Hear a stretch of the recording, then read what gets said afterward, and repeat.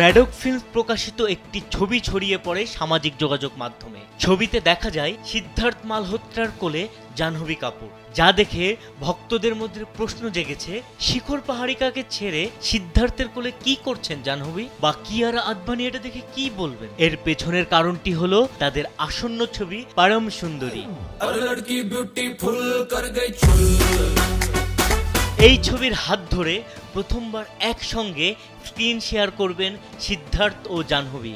এসেছে এর আনুষ্ঠানিক ঘোষণাও, পাশাপাশি মুক্তি পেয়েছে ছবির পোস্টার।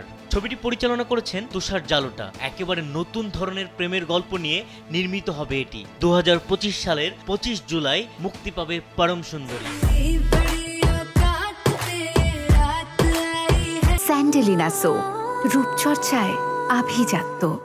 ছবির গল্পে সিদ্ধার্থ মালহোত্রা অভিনয় করেছেন উত্তর ভারতের ছেলে পরম চরিত্রে। পরম দিল্লির একজন শৌখিন ব্যবসায়ী। অন্যদিকে জাহ্নবী কাপুর দক্ষিণ ভারত থেকে আসা সুন্দরী নামক একটি মেয়ের চরিত্রে অভিনয় করেছেন। সুন্দরী কেরালার আধুনিক শিল্পী। বিপরীত মেরুর দুজন মানুষ কিভাবে মিলিত হয়ে সম্পর্কের সৃষ্টি হয় তা নিয়ে এই গল্প।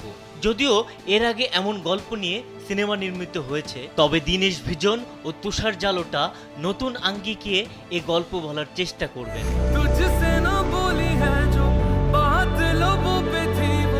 ম্যাডক ফিল্মস 2024 সালে একের পর এক সফল চলচ্চিত্র তৈরি করেছে, যার মধ্যে ছিল হরর এবং হাস্যরসাত্মক মুঞ্জা, ফ্রাঞ্চাইজি কমিউনিকেশন, স্ত্রী 2, থ্রিলার, সেক্টর 36, হুডান্নিত ও মার্ডার মুবারক।